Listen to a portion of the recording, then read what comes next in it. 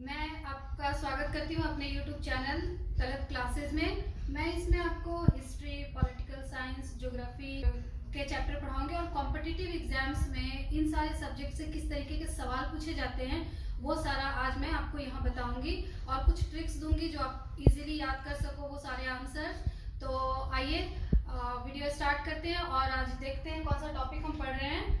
ये जो टॉपिक है आज का वो है यूएनओ यानी यूनाइटेड नेशन ऑर्गेनाइजेशन। इसके बारे में आपने पहले सुना होगा। ये 12th के बुक्स में है, ये ग्रेजुएशन में भी पढ़ना है और मास्टर डिग्री में भी ये पढ़ना होता है। तो ये बहुत इंपॉर्टेंट चैप्टर है पॉलिटिकल साइंस का। तो यूएनओ यानी यूनाइटेड नेशन ऑर्गेनाइजेशन को हम संयुक्त राष्ट्र संघ बोलते हैं।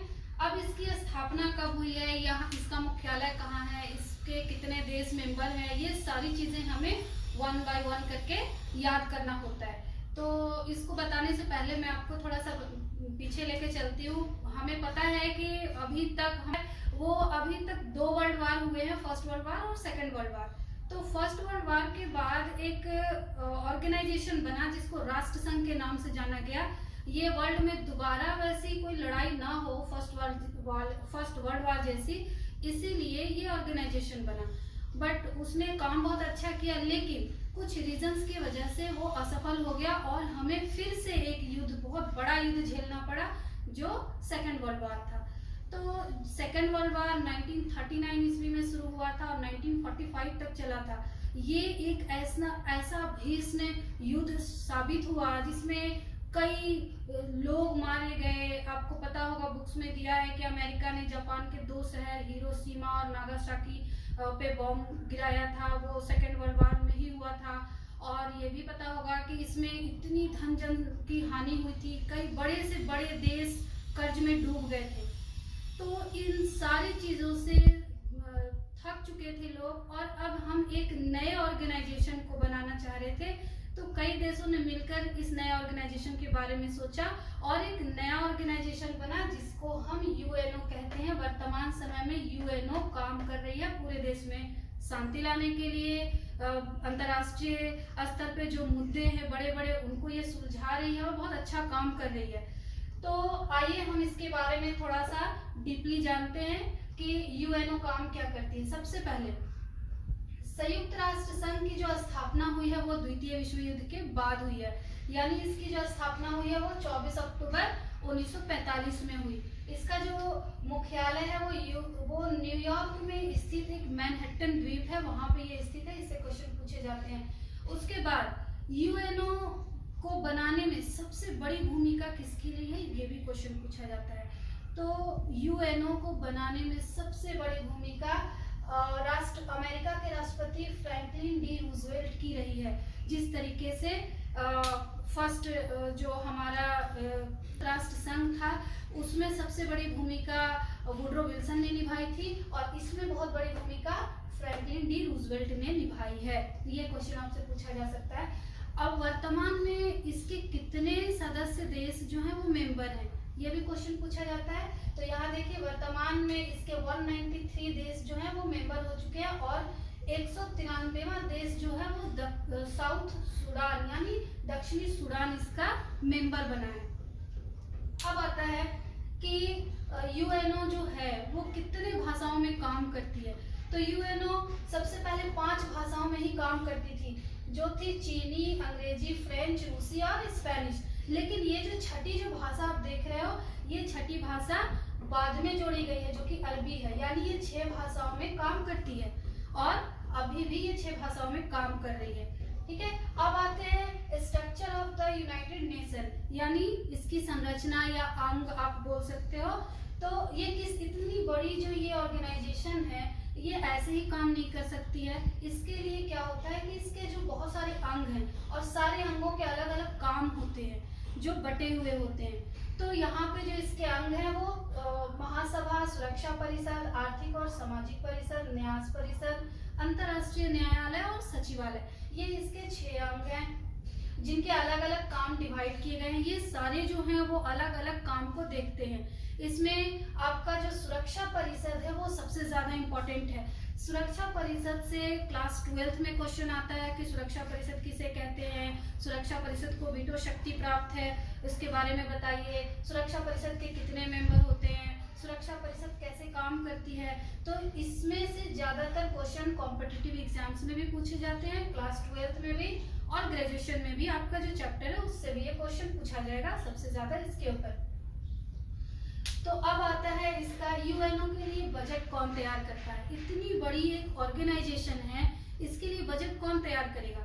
तो यूएनओ के जो घोषणा पत्र में आर्टिकल 17 है उसमें ये साफ साफ कहा गया है कि यूएनओ के लिए जो बजट बनाएगी उस पर विचार और अनुमोदित महासभा करेगी। यानी ये जो महासभा आप देख रहे हो यही जो है यूनाइटेड नेशन ऑर्गेनाइजेशन के लिए ये बजट बनाने का काम करती है। अब आते हैं हम लोग सिक्योरिटी काउंसिल पे यानी सुरक्षा परिषद पे।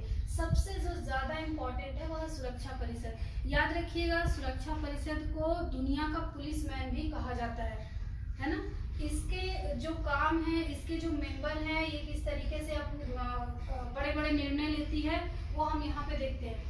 सिक्योरिटी काउंसिल यानी सुरक्षा परिषद। सुरक्षा परिषद के बारे में हम सबसे पहले ये जान लें कि सुरक्षा परिषद की जो शुरुआत में जो इसके सदस्यों की संख्या थी वो 11 थी, लेकिन बाद में इसमें जाकर के सदस्यों की संख्या को 15 कर दिया गया। वर्तमान समय में अगर पूछा जाए कि सुरक्षा परिषद के कितने सदस्य देश है तो 15 सदस्य देश है। इसमें से देखिएगा हमेशा ये पूछा जाता है कि 15 में से 10 जो है वो अस्थायी हैं, जो चेंज होते हैं, और 5 जो मेंबर होते हैं वो कभी चेंज नहीं होते, वो अस्थायी मेंबर कहलाते हैं। अब आता है कि ये 5 मेंबर जो अस्थायी हैं वो पांचों कौन कौन है। तो ये पांचों मैंने यहाँ दिए हुए हैं अस्थायी मेंबर, ब्रिटेन, अमेरिका, चीन, रूस और फ्रांस। इसमें हमारा भारत नहीं है। ये जो 5 है वो चेंज नहीं होते हैं, ये कंटिन्यू है। अब आता है कि यहाँ पे मैंने लिखा नहीं है पर फिर भी मैं आपको समझा दूं वीटो शक्ति के बारे में। पूछा जाता है कई बार कि वीटो शक्ति क्या है या ये किसे प्राप्त होता है। तो वीटो शक्ति जो है वो सुरक्षा परिषद के अस्थायी जो मेंबर हैं पांचों, उन्हीं को प्राप्त हो सकता है। ये जो अस्थायी मेंबर हैं अगर इंटरनेशनल लेवल यानी अंतर्राष्ट्रीय स्तर पर जो मुद्दे आते हैं उस पे जो निर्णय होता है, सारे लोग जो निर्णय लेते हैं, अगर उस निर्णय से एक भी देश अगर सहमत ना हो तो वो अपना नकारात्मक वोट दे सकता है, यानी उसने अपना वीटो शक्ति का इस्तेमाल किया। तो उस जो वीटो शक्ति का इस्तेमाल है, ये पूछा जाएगा आपसे कि वीटो शक्ति का इस्तेमाल इनमें से सबसे अधिक बार अब तक किसने किया है। तो याद रखिएगा वीटो शक्ति का सबसे ज्यादा बार इस्तेमाल रूस ने किया है। अगर पूछे सबसे कम बार इस्तेमाल वीटो शक्ति को किसने किया तो चीन ने किया। ठीक है, सबसे ज्यादा बार रूस ने किया, सबसे कम बार चीन ने किया।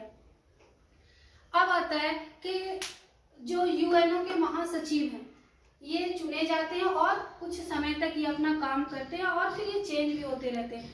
तो जो यूजीसी नेट का जो एग्जाम होने वाला है उसमें अक्सर देखोगे पॉलिटिकल साइंस में ये क्वेश्चन एक ना एक क्वेश्चन इससे रहता है, यानी ये पूरे चैप्टर से एक क्वेश्चन रहता ही रहता है यूएनओ से। तो ये उनके लिए बहुत इंपॉर्टेंट है। कभी कभी देता है कि जो महासचिव हैं उनके देश वो कौन से देश से बिलोंग करते हैं, तो आपको वो लगाना होगा। या फिर देता है कि ए को बी से मैच करें और वो कहीं कहीं के नाम दिए रहते हैं, आपको उसको सजाने होते हैं। तो ये हम कैसे कर सकते हैं, जब हमें ये पूरा लाइन बाय लाइन याद होगा तभी हम कर सकते हैं। तो ये इतना इजी नहीं है, आप देख रहे हो बुक्स में भी दिए रहते हैं, हम कंटिन्यू हम याद तो करते हैं बट कहीं ना कहीं एक भी मिस हो जाता है तो हमारा सीरियल नंबर गड़बड़ा जाता है। तो इसको याद करने के लिए मैंने एक ट्रिक लिखा है जो आपको अगर समझ आए तो इसी तरीके से याद करना। मैंने अल्फाबेट कुछ निकाले हैं, मैंने 9 अल्फाबेट्स आपको बता रही हूँ, वो 9 अल्फाबेट आप याद रखोगे।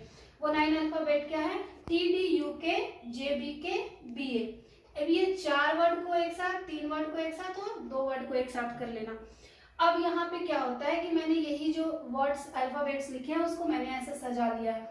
ओके, अब इसको आप जब पढ़ोगे ना तो फिंगर पे याद हो जाएंगे, आपको एग्जाम में ये बहुत काम आएगा। अब T लिखा, D लिखा, U लिखा है, K लिखा हुआ है, इस तरीके से मैंने ये सारे अल्फाबेट सजा दिए। अब आपको क्या करना है कि कि टी से क्या याद करना है, ट्रिग वैली, टी से डैग हैमरशोल्ड, यू से यूथॉर्ड, के से कर्तु वाल्डहीम, जे से जेवियर पियर Boutros Ghali, Kofi Annan Ban Ki moon and Antonio Guterres. तो ये जो है ये कंटिन्यू एक के बाद एक बने हैं और अभी जो है वर्तमान में वो ये काम कर रहे हैं। सबसे ज्यादा क्वेश्चन इन पे आता है कि वर्तमान में यूएनओ के महासचिव कौन है, तो क्या लिखेंगे, एंटोनियो गुटेरेस हैं। अब पूछेगा वो किस देश से हैं, तो वो पुर्तगाल के हैं। ठीक है, इसी तरीके से मैंने सारे देश भी लिख दिए हैं, जहां जहां से ये लोग बिलोंग करते हैं वो देश लिखा हुआ है। तो आपको ये इस तरीके से याद रखना है और ये जो ट्रिक्स है इसको आप फॉलो करिए। इसको अगर आप फिंगर पे सजा लेते हो तो आप जब एग्जाम दोगे तो आपको फिंगर पे याद रहेगा। कुछ चीजें ऐसी होती हैं कि बुक्स से हमें बाहर निकाल के याद करना होता है, यानी कुछ चीजें माइंड में आप याद कर लो या फिंगर पे सजा लो, ताकि हम जब एग्जाम में बैठे तो हमें बुक का पेपर याद करने का जरूरत नहीं कि कहाँ पे था कैसे था। उससे क्या होता है ना, हमारा टाइम लॉस होता है। तो हमें टाइम भी बचाना है और फौरन आंसर भी करने हैं। तो इस तरीके से हम इसको याद करेंगे और ये ट्रिक्स को हम अपने फिंगर पे सजा करके उसको कंटिन्यू पढ़ेंगे। तो ये जो था वो आपका यूएनओ का जो चैप्टर है, उम्मीद करती हूँ ये आपको क्लियर हुआ होगा। इससे जो क्वेश्चंस आते हैं वो सारे क्वेश्चन मैंने इसमें आपको बताने की कोशिश की है, आपको याद जरूर हो जाएगा।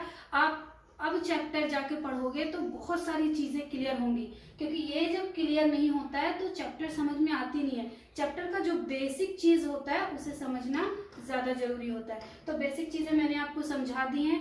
अब जाकर के आप अपनी चैप्टर पढ़िए, उसके बाद देखिएगा ये सारे क्वेश्चंस आपको इजीली याद हो जाएंगे और आपको एग्जाम में इजीली वो सारे आंसर दिखने लगेंगे कि हाँ मैंने ये यहाँ पढ़ा है, ऐसे पढ़ा था। आप जब तक किसी चैप्टर को एकदम डीपली रीडिंग नहीं करोगे तब तक आपका वो चैप्टर क्लियर नहीं होता है।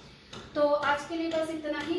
उम्मीद करती हूँ मैंने ये जो चैप्टर आज आपको समझाया है, बहुत सारी चीज़ें जो आपको अब तक प्रॉब्लम कर रही थी वो क्लियर हो गई होंगी। तो अगर मेरी ये वीडियो आपको अच्छी लगी हो, ये चैप्टर समझ में आया हो, तो प्लीज़ मेरे चैनल को सब्सक्राइब करिए, ज़्यादा से ज़्यादा शेयर करिए, लाइक करिए और हाँ बेल आइकन प्रेस करना ना भूलिएगा, ताकि मेरे वीडियो का नोटिफिकेशन आपको मिल सके। And thank you for watching this video. Next video में फिर मिलते हैं।